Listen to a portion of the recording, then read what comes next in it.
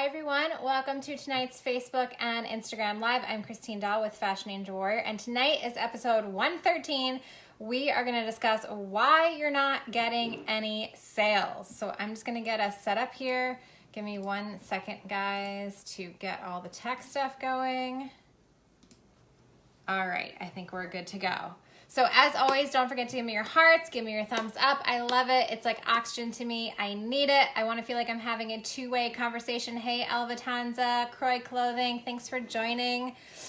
As always, also, if you are watching on Instagram, this video will be deleted at the end of this broadcast. So if you miss anything or want to go back, head on over to the Fearless Fashionpreneur Facebook group to watch all of the Facebook Live trainings. There are literally over 100 free Facebook Live trainings that you can watch.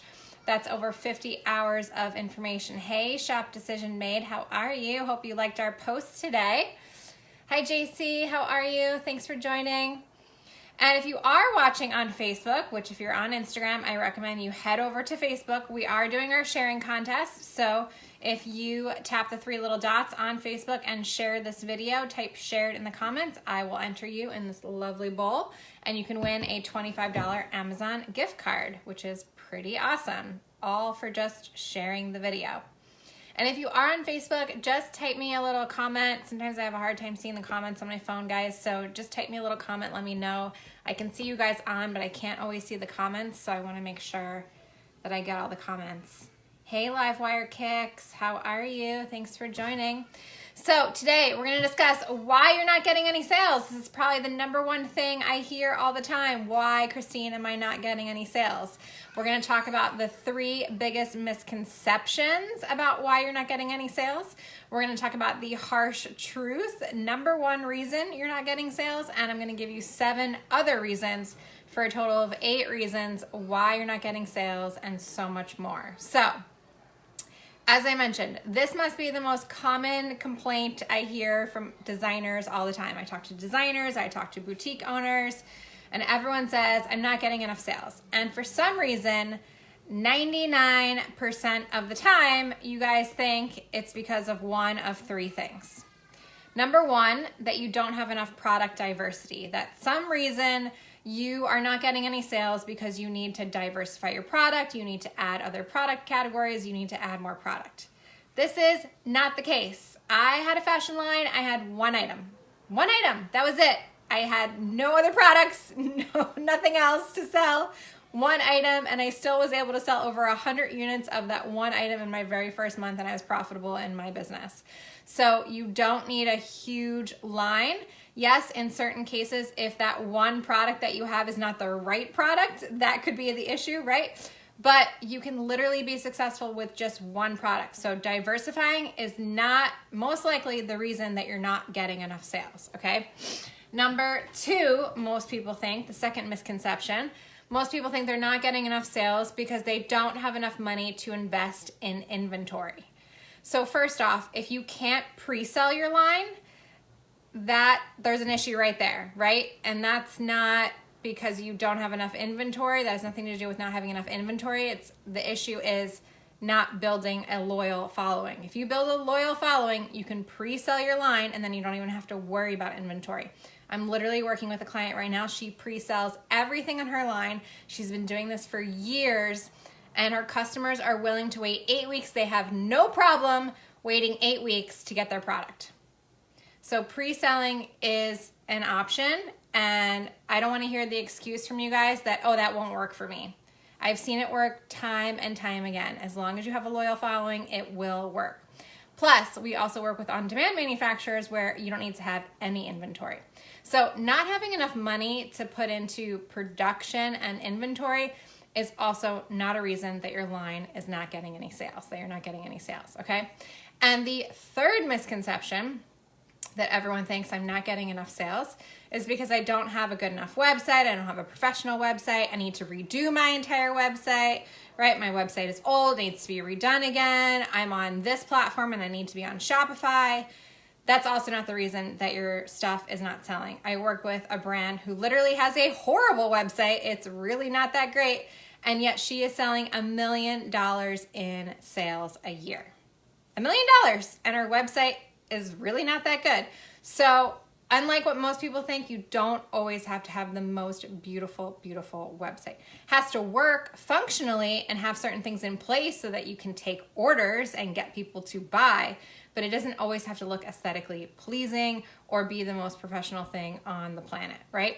So none of these are the real issue. None of these are the reason why you're not getting any sales, but I am gonna give you the 8 reasons right now why you're not getting any sales. And again, if you're on Facebook, all you have to do is share this video to be entered in our sharing contest. So tap the 3 little dots, click on copy link, go to your profile, paste it, let people know they have to join the group in order to watch the video. To come back to here, type shared in the comments. I will write your name down and enter you in our lovely little raffle, and you can win a $25 Amazon gift card. Okay. So number 1, the harsh truth reason that you're not getting any sales is your line sucks. Sorry, not sorry, guys. Your line sucks. I used to be a designer. I was a designer for 15 years. I worked my way up to head designer by the age of 24. Then I worked my way up to VP of design and merchandising before the age of 30. I have literally seen it all. My boss in the industry used to have this saying. She would always go around saying SOS. SOS stands for same old SHIT, right? Like, that's basically what it stands for. Meaning it's the same old crap. It's not anything new. It's not anything different. Your idea just isn't that great. I talk to hundreds, if not thousands of designers every single day, and all of you tell me I have this brand new idea that no one's ever thought of. My line is totally different, and then you tell me your idea and I can name 3 brands that are already doing it. Your line just isn't that new. And don't be so amazed that you're not the only one that has thought of it. So I'm sorry to break it to you. Most of it has been there, done that. Like, we all wear shirts, pants, skirts, tops, bottoms, dresses, jackets. You're not reinventing the wheel, most likely. So it's really hard for me to get super, super excited about things because I've seen so much. I used to get paid to literally go shopping, read all the fashion magazines, go to all the fashion shows, and I've seen it all. I used to design 100 dresses per month. So when someone comes to me and tells me they're doing a dress line, trust me, you haven't designed anything that I haven't already designed. 100 dresses per month, that means I was designing 1,200 dresses a year. Think about that for a minute, guys, okay? So this is why it's really, really important that you're doing your market research. You wanna spend a ton of time researching and really looking to see what's out in the market and what's gonna make you different from all of your competitors, right? What's your USP? What's your unique selling proposition? What's gonna make someone buy from you over all of your competition?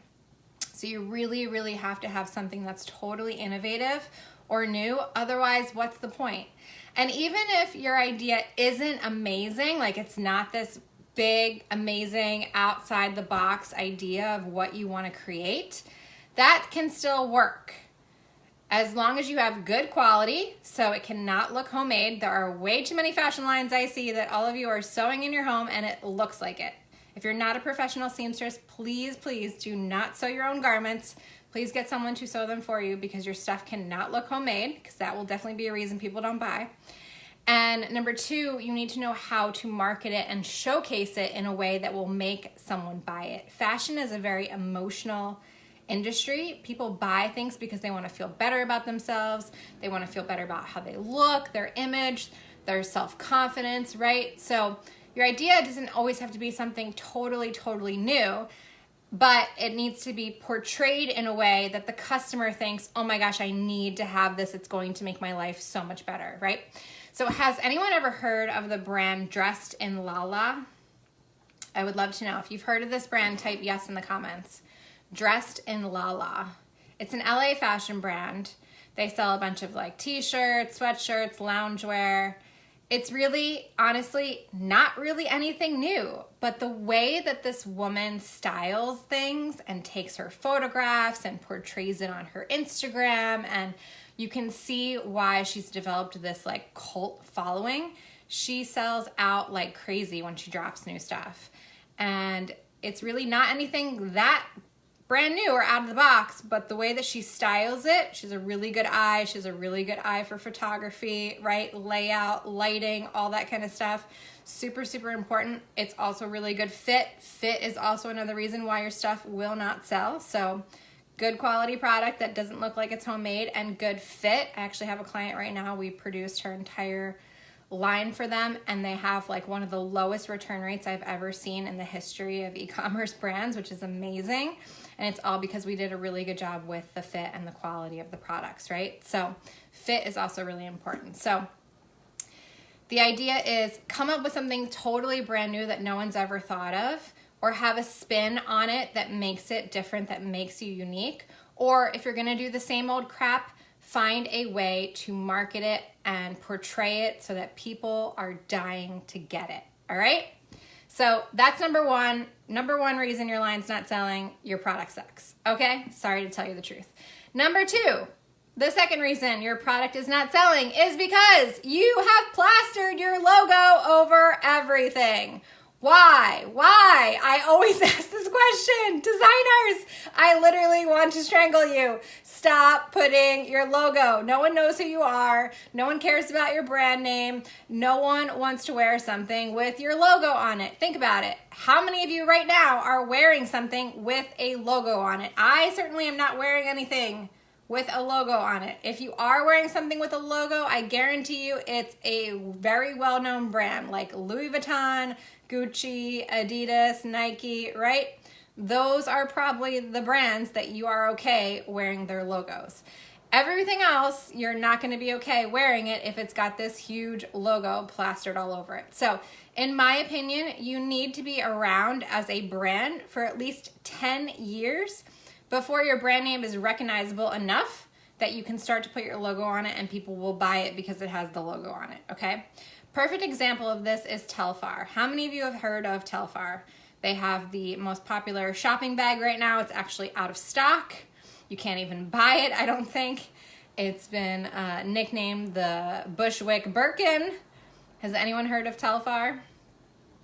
If none of you have heard of Telfar, this even proves my point even more, because he's selling all of his bags with his logo on them. So Telfar is a brand that started in 2005. His logo is plastered all over these bags, which he calls them shopping bags, that came out in 2014. So he started in 2005. Now it's 2014. He comes up with these bags and puts his logo all over it. And literally the bags just took off last year during COVID, 2020, 6 years later. So he started in 2005 and had to wait until 2020 for people to recognize his brand, his logo, his brand name, and start buying his stuff with his logo on it. That's even longer than 10 years. That's 15 years. And really, he has like a bigger message behind his whole brand. His brand is by blacks, for people of color, for the LGBT community. He's really targeting people that love fashion but have always felt shut out of it because it's an industry reserved for the white and the rich.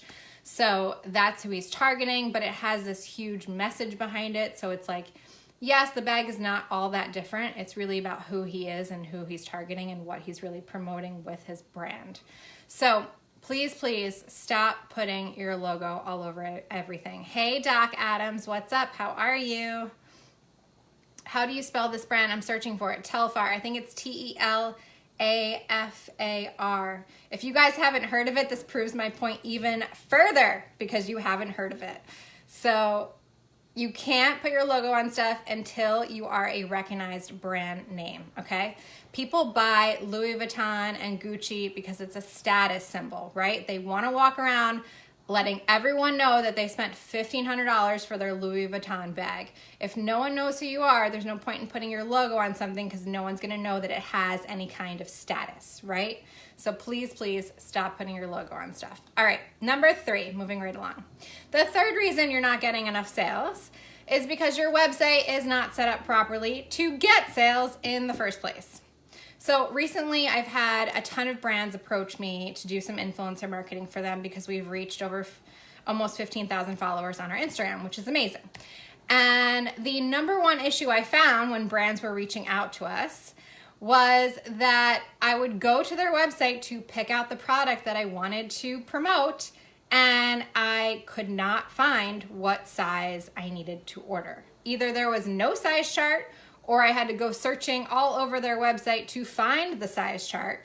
And to make matters worse, when we emailed some of them saying we need a size chart in order to know what size to order, they would email us back with a chart that literally just said small, medium, large, extra large. That doesn't tell me what size I need to order. I need measurements. I need bust, waist, and hip measurements to know, because sometimes I wear a small and sometimes I wear a medium. So you telling me that you offer small, medium, large, extra large does not tell me how I need to order for my size, right? That's not a size chart. And I saw this so many times that I was like, oh my gosh, this is crazy. This would drive me through a roof, and I would never purchase anything from this website ever because I couldn't even figure out what size I needed to order. So really, really important that you have size charts with measurements right on the product landing page, not like in the footer or the header or somewhere where they have to go searching for it. Also, so this is one of the number one reasons I see websites not set up properly. Also, cart checkout processes being way too long, right? You don't want to have your process take, 5-10 clicks to get to the cart. You want it to be 3 clicks or less. You want your website images to be really clear and professional. Oftentimes I see a product on a website and it's one image and that's all I get. Where's the back? Where's the side? Where's the detail shots? I can't even see the waistband. Is it a drawstring? Is it elastic? Like, what is going on with this product? I don't even have enough information to actually purchase it. That's also an issue. So all of these things can create issues and create friction for people to actually check out and buy something. So super, super important that you have a website that's actually set up properly. And we teach this inside our online course, Class 3, Mastering Digital Marketing. We go into very specific details. I give you a website building checklist. There's a layout. There's questions to ask a web designer when you hire one. So go to fashionninjawarrior.com/digital to sign up for that class, because you really need to make sure that your website is set up properly. I just looked at a site today and the girl didn't have any back views. I was like, oh, this jacket's cute. I wonder what the back looks like. It would be nice to know, but you have no back views on your website, so how am I gonna know? It could be really high cut in the back. There could be a bunch of seams. It could be really flowy in the back. I've got no clue because you've got no back shot on your website. So I'm not gonna order that jacket. As much as I like the front, I need to kind of see what the back looks like. Okay, number 4, the fourth reason you are not getting any sales, and this is probably one of the number one reasons that everyone forgets, you have no traffic or not enough traffic. And you guys know, those of you who have been watching me for a while, I'm always drilling it in your brain. This is a numbers game. E-commerce is a numbers game. You need a ton of people viewing your website because conversion rates for website traffic is really low. It's only 1 to 3%. We have a client right now, we've helped him get up to 6%, but that's literally unheard of. It's normally 1 to 3%. So you need the numbers. You need to have at least 3,000 visitors to your website every single month. I recommend having at least 1,000 email subscribers, and these are not your friends and family. These are people that have genuinely opted in. And at least 10,000 followers on your social media pages. And that can be combined across all of your social media pages. Doesn't need to be with just one of them. The brand that I mentioned earlier that's doing $1 million in sales that doesn't have the greatest website, she literally has 18,000 visitors per month to her website, and she has a very highly engaged Facebook group with over 24,000 followers. So she's got a lot of numbers, which is why she's got a lot of sales, right? So it is a numbers game. So if you want to know how to drive traffic and get all those numbers over to your website, we have an entire online course called How to Drive Traffic and Boost Sales on your website. And you can go to fashionninjawarrior.com/traffic to learn all about that.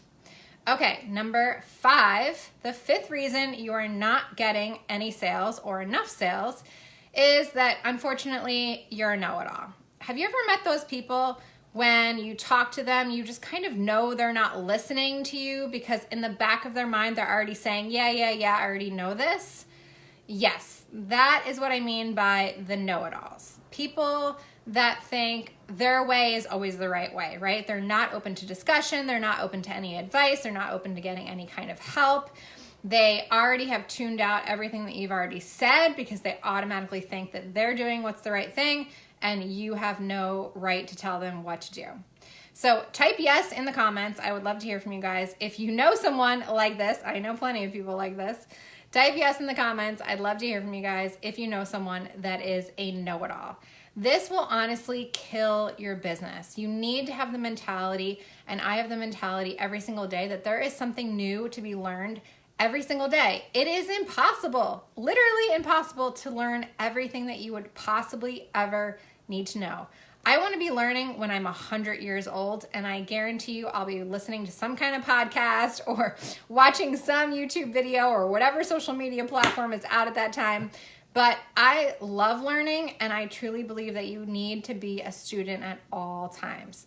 And these are honestly the hardest people to work with. I always tell them that we are just not the right fit for you because we're super selective with who we work with our clients, because you've got to be coachable. You have to love learning. You have to be open to taking advice from others, especially others that have been where you want to be.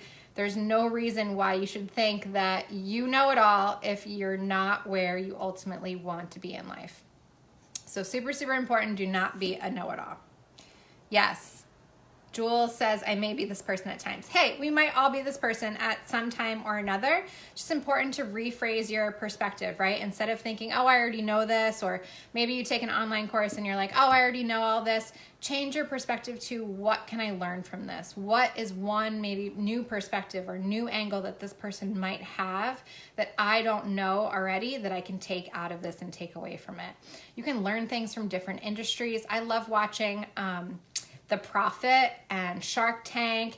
Even if the industries are not fashion related, you can still learn so many things about looking at the food industry or fitness industry or so many other industries about business. So it's really, really important to have an open mind at all times. Okay, are you guys loving this so far? Don't forget, if you're on Facebook, you can share this video. Type shared in the comments. I will enter you in our raffle to win a free $25 gift card. So it's a $25 Amazon gift card, by the way. So you can buy anything you want on Amazon these days, pretty much. So yes, if you would like that, just tap the 3 little dots, click copy link, go to your personal page, paste it, let people know they have to join the group to watch the video, and then come back and type shared in the comments, and I will enter you in our contest. All right. Number 6, moving right along. The 6th reason you're not getting any sales: you have no personal community and you're not willing to get your friends and family involved. So what do I mean by this? And this is a little bit of a tricky one. So most of the time when a brand is just starting out, your first sales, the first people that are going to buy from you, the first people that are going to support you, is typically going to be your friends and your family, right? They know you, they know you've been working on this is the lifelong dream of yours. They may like what you have to sell, but a lot of times they don't even really like what you have to sell, but they're willing to support you, right? So they like buy something, or you're selling face masks, they'll at least buy a couple face masks or something, right? So your first sales are typically going to come from this. And of course, if you have some kind of personal following, maybe you have your own personal social media following, you're an influencer of some kind, right? Or you have some kind of big community that you're a part of, it's really only going to help get more sales because now you're well known. A lot of people are probably going to want to just support you. Again, whether they actually like your product or not, hopefully they do really like your product and they're willing to even go further than just buying it, but maybe wearing it on their social media and telling all their friends about it and sharing your posts and all these different things, right? So it's really, really helpful a lot of times, especially in the very beginning. And this is how you're going to get a lot of sales when you don't have those numbers and you don't have that traffic. So for instance, when I started my fashion line, I had a huge church community that I was already a part of. And that's the reason that I had so much success with my line, because a lot of them shared it, a lot of them purchased, a lot of them spread the word for me. So it was really, really awesome to see how the sales were coming in because I had this huge community already built. I've had 2 clients so far where they refused to get their friends and family involved, and I saw it be one of the reasons that they were not getting sales. So first one was a girl that was doing a line and she wanted to launch a crowdfunding campaign. Well, crowdfunding campaigns only work if you have a crowd. So you first need your own crowd, and this is what we teach inside our crowdfunding course. You first need your own crowd to buy, donate, share, so that other people, their friends, can see it, and then you want their friends to see it, share it, all that stuff, and then complete strangers, friends of friends of friends will see it, right? And this is how you spread the word. So she refused to really get any of her friends and family involved, and that was really the epitome of why her crowdfunding campaign was not successful. The second client that I had was too concerned with what other people would think of him because he was a very successful business owner in a different industry. And so he didn't want to get involved, any of his personal friends, contacts, any of his family really to get involved in his fashion line. And honestly, this is really one of the top reasons that these two brands did not succeed. So I highly recommend get uncomfortable. If you are uncomfortable asking your friends and family to help support you, to donate to a crowdfunding campaign, to, if you're worried about what people think of you, like you need to get uncomfortable, guys, because this is one of the top ways that your brand can take off in the very beginning while you're still building up your following and building up your sales. So does this make sense? Is this helpful for everyone? Let me know. In the meantime, I'm going to type in here. Minnie shared this. Thanks so much, Minnie. I'm going to enter you in our contest. Julie Jules, you said you shared it, but did you share it on Facebook? You actually have to go over to Facebook and share it. I will enter you in the contest. Julie Jules, wait, what's your screen name again? Julie Jules 3207. Just make sure you go to Facebook and share it. Otherwise, you'll be disqualified, okay?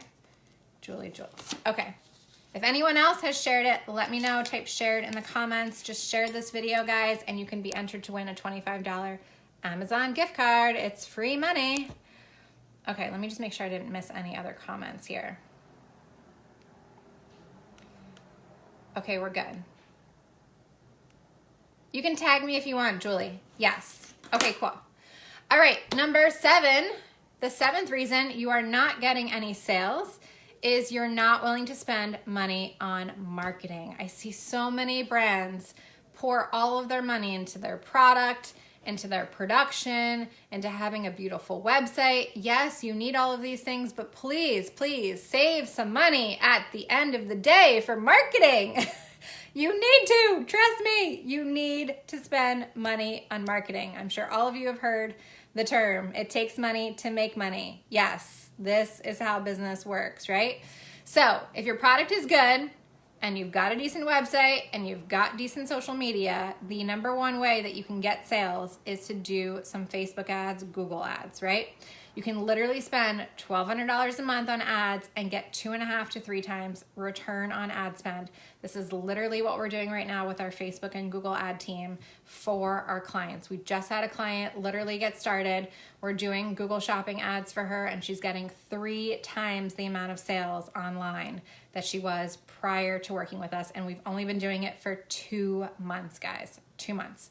So is it guaranteed? Everyone always asks me, oh, but if I hire your ads team, is it guaranteed I'm going to get sales? No. Is anything guaranteed in life? No. You could wake up tomorrow and God forbid get hit by a bus and that's it, the end of your life, right? So there is no guarantees, but we have a pretty good success rate. All of our clients are getting some kind of ROI. None of them are in the negative.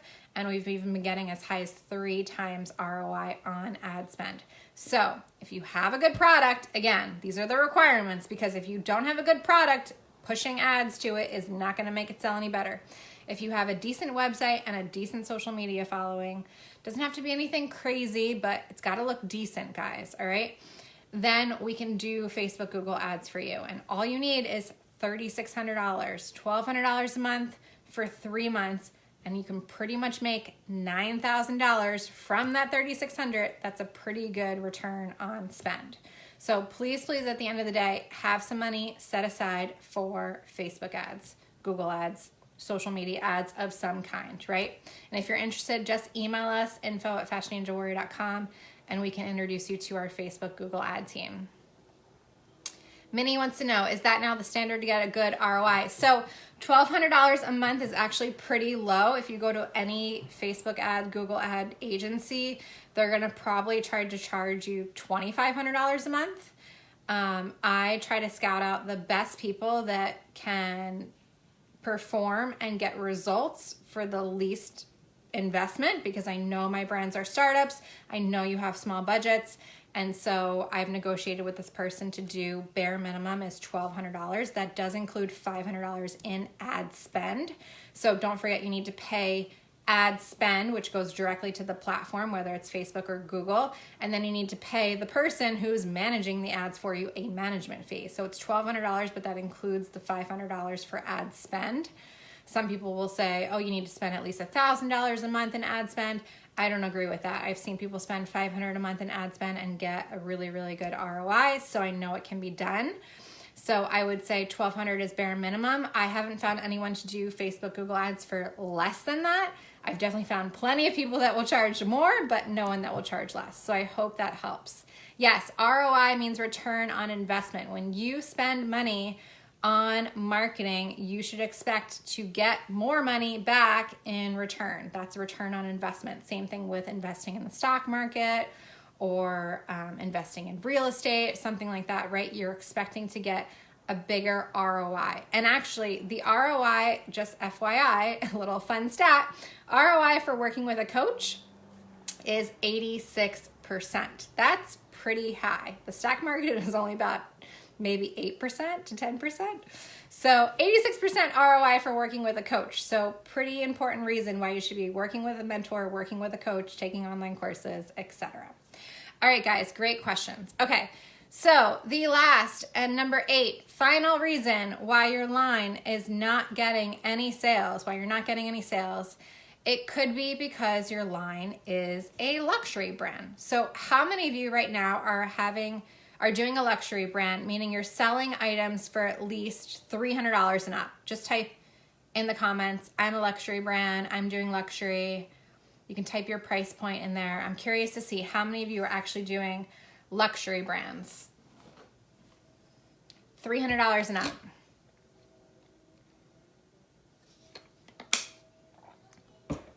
I know the comments are a little delayed on my end. In the meantime, I'm gonna look to see if anyone else shared the video. Don't forget to share it. You can win a $25 Amazon gift card. There's only a few people right now that are in it. Are any of you doing a luxury brand? Jennifer, you won already an Amazon gift card, so I don't know if you can win again. I'll enter you. Elvitanza says she's working on a luxury brand. Okay. Yes. Jennifer's getting started with the ads. Yes, I love it. Okay, awesome. So if you have a luxury brand that is really high priced, it's going to take you a lot longer to get sales because you need to first build up your brand, your image, your status, right? Again, this is kind of what we talked about in the beginning about the logos. People buy Louis Vuitton bags and the Gucci belt, which was like the #1 item sold in like 2019 or something, because it's status. It's a status symbol. People know when they see you wearing the GG Gucci belt that you paid a certain amount of money to buy that, right? And they're not just gonna buy a belt with your logo on it until you've reached the status of a Gucci or a Louis Vuitton or something, right? So super, super important that you understand the sales cycle is going to be a lot longer. And if you want to compete on the same level as a luxury brand like Gucci, Versace, Valentino, you know, all these really high-end brands, you're going to need to spend a ton of money on marketing to get your brand to be at that same status. So your goal should really be brand awareness and not sales for the very beginning, because it's gonna take you time to build sales. If I have to decide between buying a $1,000 Chanel bag or buying a $1,000 bag from your website that I've never heard of, I'm probably gonna spend my $1,000 on a Chanel bag that has a certain status when I wear it, everyone will know how much I've spent, and it's Chanel and it has this kind of clout, right? As opposed to your $1,000 bag. Maybe it's pretty, maybe it's nice, but no one knows who you are, right? So there's no reason to buy it. So shoes and bags in particular are very, very difficult to get into at the luxury level because of this reason, because there is such a status symbol that goes with what bag are you carrying or what shoe are you wearing, right? Everyone knows the Red Sol Manolo Blahniks, right? So it's super, super important, or Louis Vuitton. So it's super, super important that you spend your money on brand awareness in the very beginning. Get your brand out there as much as you possibly can. Show it Fashion Week, do celebrities, influencers, all that kind of stuff first before you even push to try to get sales, because your sales cycle is going to be a lot longer. All right, so was this helpful? I hope that you all learned a lot. Please let me know in the comments. Yes, loved this.